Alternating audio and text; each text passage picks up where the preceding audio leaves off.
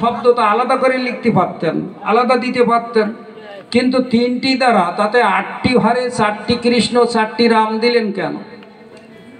এখন আপনারা তো 25 বছর ধরে শুনছেন, এবার 26তম, যেটা এখন শ্রবণ হয়নি।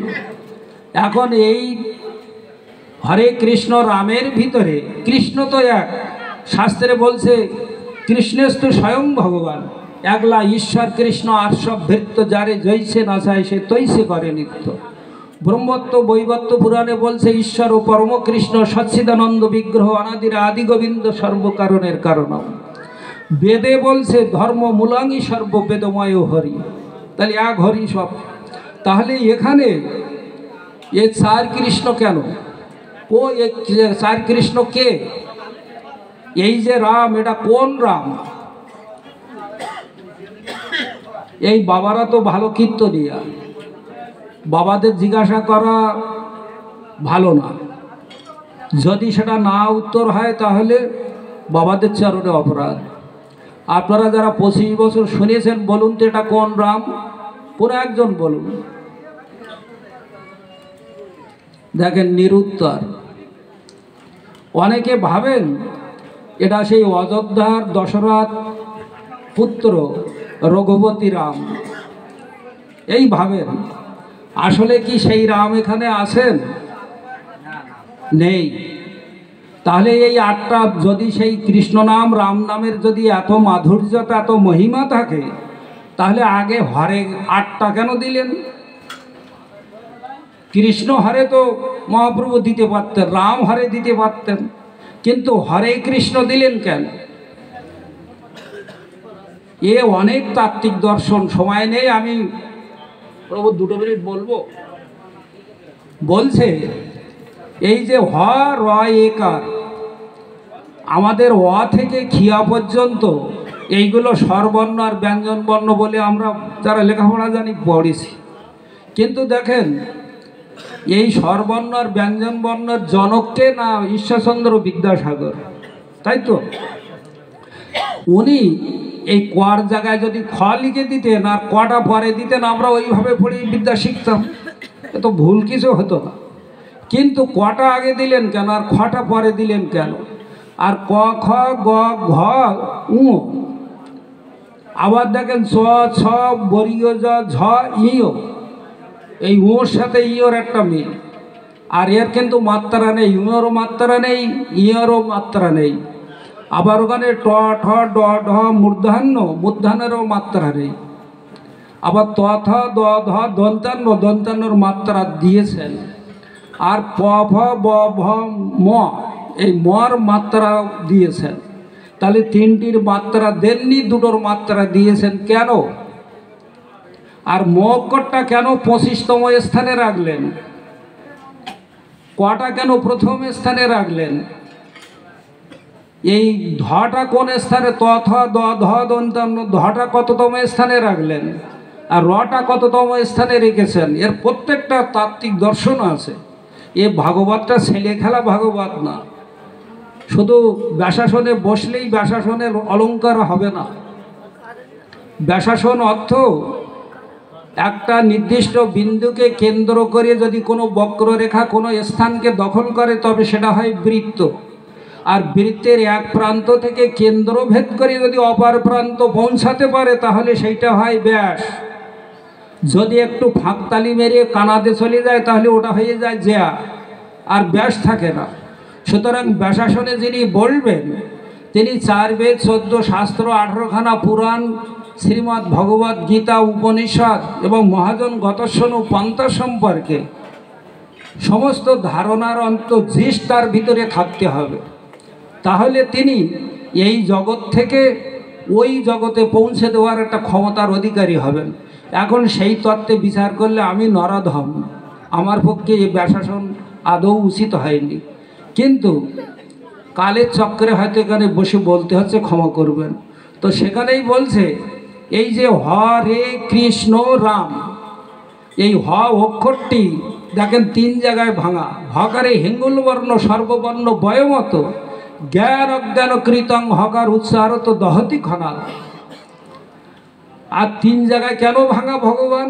ত্রিবঙ্গ ভঙ্গিম রূপম বেনিরদ্রি করাঞ্চিতম গোপীমণ্ডল মধ্যস্থং সবিতম নন্দনন্দনম। আমরা যে এই জগতে যে কৃষ্ণ নাম করি, যে ভগবানকে কৃষ্ণ বলে স্বীকার করি, তাহলে সেই কৃষ্ণ নামটা এত মাধুর্যতা কেন? আর বলছে এই যে 4 কৃষ্ণ, তা 4 কৃষ্ণের কোন কৃষ্ণের ভজনা করলে ভগবানকে লাভ করা যাবে? এখানে বলছে নন্দ নন্দন কৃষ্ণ, ব্রজেশ তনয় কৃষ্ণ। সেই কৃষ্ণের আরাধনা ছাড়া বাসুদেব কৃষ্ণ, মথুরার কৃষ্ণ, দ্বারকার কৃষ্ণ দিয়ে কিন্তু আপনার পাকবে ফলবে কিছু না, আপনার ভস্যে ঘি ঢেলে যাবে। এই জন্যে যথার্থ কৃষ্ণ নাম করতে গেলে যথার্থ ভূমিকায় পৌঁছিয়ে তবে করতে হবে। এই কারণে এখানে বলছে ওই হ অক্ষরটি, হকারে হিঙ্গুল বর্ণ সর্ববর্ণ বয়মত। এত ব্যাখ্যা দেওয়ার তো সময় নেই। তা বলছে জ্ঞান অজ্ঞানকৃতম। আপনি যদি জ্ঞানে বা অজ্ঞানে কখনো কোনো পাপ করে থাকেন, তাহলে এই হকারটা উচ্চারণ করার সঙ্গে সঙ্গে সেই পাপ থেকে আপনি মুক্তি লাভ করতে পারবেন। ভগবান এই কৃপা দান করেছেন। বলো নিতাই গৌর প্রেমানন্দ, হরি বল, হরি বল। তারপরে কি বলছে? রেকারে রক্ত বন্যসাদ গোপালে নিরীপিত গুরুবঙ্গনা কৃতং রেকারে দহতি ঘনা। রেকার উচ্চারণ করার সময় গোপালে নিরীপিত। গোপাল মানে ওই ভগবানের বাল্যকালের ছোট্ট গোপাল সেবা মায়েরা করে। ওই কোনো ধামে যায় তীর্থ দর্শনে, স্বাদ হয় একটা গোপালকে কিনে নিয়ে যায়, স্বাদ করে বাড়ি নিতে এনে প্রথমে হয় আগ্রহ, কিনে বসে বিগ্রহ, আর বাড়িতে এসে করে নিগ্রহ। আর তখন কোনো একটা মন্দিরে কিংবা আশ্রমে তুলে দেয়, যা গোপাল তো ছুটি দিলাম। এই গোপাল সেই গোপাল না। বলছে রেকারে রক্তবর্ণসাদ গোপালে নিরীপিত, অর্থাৎ আমার হৃদয়ের ভিতরে, এই দেহ মন্দিরের ভিতরে যে 10 ইন্দ্রিয়, তার রাজামোহন এই 11 ইন্দ্রিয় আছে, গোপাল অর্থাৎ গো মানে ইন্দ্রিয়, পাল মানে এই ইন্দ্রিয়গণ, এইগুলোকে একত্রিত করে বশীভূত করে প্রেমের নিগুড় সূত্র দিয়ে ভগবৎ চরণে পুষ্পাঞ্জলি নিবেদন করলে তখন ভগবান তাকে সেই কৃপা দান করেন। এই জন্যে গুরুবন্দনা কৃতং, অর্থাৎ যে কার্য করা নিষেধ তা যদি জীবনে করে বসি, যে দ্রব্য খাওয়া নিষেধ যদি সেটা খেয়ে বসি, তাহলে এই রেকার উচ্চারণের সঙ্গে সঙ্গে সেই পাপ থেকে মুক্তি হয়। বলেছেন কথা এই শ্রীমদ্ ভগবদ্ গীতায়, ওই 7ম অধ্যায়ে আছে, দেখবেন আছে। তো সেখানে বলছে যে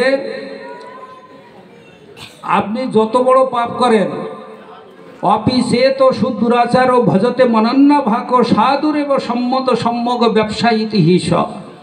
অতি দুরাচারী পাহাড় সমান পাপকারী ব্যক্তি যদি একবার ভগবৎ চরণে পূর্ণ আত্মসমর্পণ করে পূর্বাপার পাপে লিপ্ত না হয়, তাহলে ভগবান বলছে সেই ব্যক্তিকে আমি সাধু বলিয়া, ভক্ত বলিয়া গ্রহণ করি। হে জগৎজীব, তোমরাও তার পূর্বাপার দোষ গুণ নিয়ে সমালোচনা করিও না, তাকে ভক্ত বলিয়া, সাধু বলিয়া নমস্কার করিও। দেখেন ভগবান কত কৃপালু। তাহলে সেই কৃপার তত্ত্বটা দিয়ে গেছেন এইভাবে।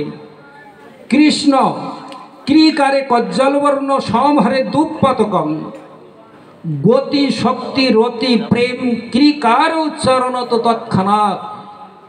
অর্থাৎ একটা ক্রিকার উচ্চারণ করলেই সেখানে কি হয় না, গতি শক্তি রতি প্রেম, এই 4টি তত্ত্ব সেই ভক্তের মধ্যে এসে উপস্থিত হয়। এখন গতি কাকে বলে, শক্তি কাকে বলে, রতি কাকে বলে, আর প্রেম কাকে বলে, এ তো জানতে হয়, শুধু তার শুনলে হয় না। বলছে স্নেহ মান প্রণয় রাগ অনুরাগ ভাব মহাভাব, এই 7টি তত্ত্বের নিগুড় তত্ত্বের ভিতরে যিনি প্রবেশ করেন তখন তার হয় প্রেম। এই জন্য সেই প্রেমটা যদি নিজের ভিতরে জাগরিত না হয়, তত্ত্ব সম্পর্কে যদি নিজের ধারণা না আসে, তা 24 ঘন্টা কেন, এখানে 72 ঘন্টা কিংবা একটা বছর ধরে যদি এই হরিনাম শোনেন, আপনাদের ভাগ্যের উন্নতি ঘটবে না। কেন?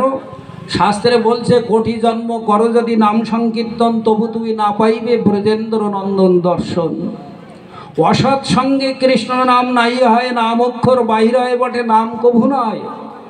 সদা নাম অপরাধ নামাভাস জানিও ভাই কৃষ্ণ ভক্তির বাদ। যদি করিবে কৃষ্ণ নাম সাধু সঙ্গ করো, ভক্তি মুক্তি সিদ্ধি বাঞ্ছা দূরে পরিহর। যে ভক্তের মধ্যে, যে কীর্তনিয়ার মধ্যে, যে পাঠকের মধ্যে এই ভক্তি মুক্তি মানে ভক্তি ভক্তি না কিন্তু ভক্তি মুক্তি সিদ্ধি বাঞ্ছা এই চারটি তত্ত্ব তার ভিতরে থাকবে, তার মুখে নাম শুনলেও কাজ হবে না। শাস্ত্রে বলে দিয়েছেন, কি বলেছেন? অবৈষ্ণব মুখদ্গীনম পুতং হরিকতমৃতং শ্রবণং কর্তব্যং সর্বশ্রেষ্ঠং যথাপয়।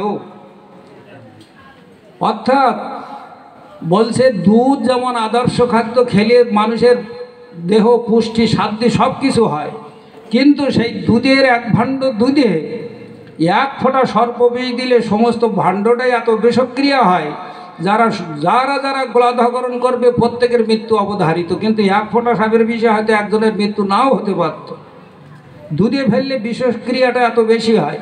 ঠিক তেমনি যদি অবৈষ্ণব মুখে এই কীর্তন বা এই পাঠ হয়, তাহলে তিনি তো নরকে যাবে না, যারা শুনবেন তাদেরও নরকে নিয়ে যাবে। বলে তাহলে কি এ যজ্ঞ করব না, এর পাঠ শুনবো না? না, শুনুন, এটাকে বন্ধ করবেন না। 25 বছরে 26 বছরে এসে আরও 26 বছরে না 100 বছর নিয়ে যান। এতে হবে কি? এতে হবে নামাভাস আর সাংকেতিক পরিহাস আর স্তব আর হেলনাদি, এই 4 প্রকার নামাভাস আসে এই নামের দ্বারা। এখন সেই নামাভাসের দ্বারা কি হয় না, এই মানব সম্পদের, এই মানব জীবের ভিতর থেকে পাপগুলো দূরীভূত হয়ে যায়। এই যে 26 বছর ধরে করছেন, 1 বছর ধরে যে পাপগুলো সংগঠিত হচ্ছে, এই হরিনাম যজ্ঞ শ্রবণ করে ওই পাপগুলো বিদরিত হয়ে গেল। আবার কাল থেকে, এই পরের দিন থেকে আবার মানে পাপ জমা হতে থাকলো। তা কিছু তো নিষ্কৃত হলো, আর হতে হতে কিছুটা উন্নতি হবে। এই জন্যে বলছে না, আর বলা তো যাবে না, বারবার কমিটির নির্দেশ। তো শুধু ভক্তবৃন্দ, ভগবত কৃপায় মহাপ্রভুর স্বইচ্ছায় বহু দূর থেকে এসেছিলাম আপনাদের শুধু চরণ ধুলি আমার একটু শিরদেশে নেওয়ার জন্যই। আমি অন্য কোনো পাথেয় নিয়ে আসিনি, কারণ আমার একটি মাত্র পুত্র কলেজে পড়ে তাকে ভারতে পাঠিয়েছিলাম, বাবা তুই এদেশে না থেকে ওই দেশে যেয়ে মানুষ হ। সে দেশে যেয়েই এক গুরুর আশ্রমে যেয়ে সে লাল কাপড় প্রথম নিয়ে ব্রহ্মচারী হলো। আমাকে বলল, বাবা আমি তো ব্রহ্মচারী হয়ে গেছি, আর এইখানে যে লেখাপড়া বিদ্যা সে অর্জন করতে গেলে এখানে যে নারী চেতনার যে জাগরণ আমাকে উৎপীড়ন করে, আমি তো এখানে টিকে থাকতে পারবো না। আমি বললাম, মহাপ্রভুর ইচ্ছায় যেটা তোমার ভালো লাগে সেটাই করো। তো দীর্ঘ 13 বছর বৃন্দাবন তথা গৌরধাম বিচরণ করে এই গত 24 সালের 1 জানুয়ারিতে তার গুরুদেব তথা ভারতের সপার্ষদগণ, আমাদের যে দীক্ষা মন্ত্র হয়, এটা তো 4টি মানে যে সংস্থা আছে, শাস্ত্রে বলছে না যে আউল বাউল কর্তা ভাজা নেড়ে দরবেশ সাই, সহজিয়া সখী ভেকি স্মার্ত জাত গোসাই, অতিবাড়ি চূড়াধারী গৌরাঙ্গ নাগরী তোতা কাহে 13 সঙ্গ নাহি করি। মহাপ্রভুর সময় অনেক ধর্মের উৎপাত ছিল, তো 13টা সম্প্রদায়কে তিনি একদম ডিজলভ করে দিয়েছিলেন, মোটেই পাত্তা দেননি। 4টি সম্প্রদায়কে তিনি স্বীকৃতি দান করেছিলেন, একটা শ্রী সম্প্রদায়, রুদ্র সম্প্রদায়, একটা ব্রহ্মচার্য সম্প্রদায়, একটা নিম্বাচার্য সম্প্রদায়। এই সম্প্রদায়ের আনুগত্যে যারা দীক্ষা গ্রহণ করে এই ভগবত ধর্মে লালিত পালিত হবেন, ভগবান বলছেন আমি তাদের জন্য ওই গোলক দ্বার খুলে রেখেছি। কিন্তু ভৈভোর গুরুদেবের তত্ত্বে এসে ওই যে কোনো মন্ত্র আশ্রয় করে যদি আপনি নিজেকে ওই স্তর পোষণ করেন, আপনার ওখান থেকে আরও ডিমোশন হয়ে যাবে। তো বললাম যে তোমার যেটা ভালো লাগে করো। তখন সেই বিশ্ব বৈষ্ণব রাজসভার সভাপতি সহ এই 4 ধামের আচার্যগণ থেকে আমাকে বললেন, আপনি তো একজন প্রভুজি হয়েছেন, তো শাস্ত্রে বলছে কুলং পবিত্র জননী কৃতার্থ বসুন্ধরা বসতস্য ধন্যা নিত্যন্ত স্বর্গ পিতরপিজ যেসাং তেসাং কলে বৈষ্ণব নাম ধেও।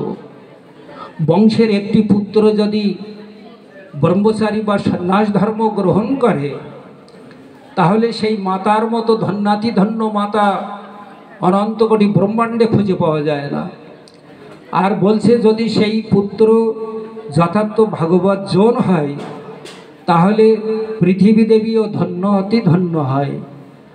আর বসতস্য ধন্যা, অর্থাৎ তার এই ভাগবত কথামৃতের দ্বারা 80 যোজন, 8 মাইলে 1 যোজন, তাহলে 80 যোজন এই ভগবতময় হয়ে যায়। ওই বংশে যদি কেউ দেহ রাখে, তাহলে যেখানে থাকুক সেখান থেকে ওই পুত্রের আশীর্বাদের কারণে, তর্পণের কারণে তারা সব ভগবত লোক গ্রহণ করে। আর কি বলছে যে যেসাং তেসাং কলে বৈষ্ণব নাম দেহ। বৈষ্ণব নামটা কিন্তু সাধারণ না, বলছে বৈষ্ণব পরম ধর্ম, বৈষ্ণবী পরম আরাধ্য, বৈষ্ণবী পরমন্তপ, বৈষ্ণবী পরম গুরু।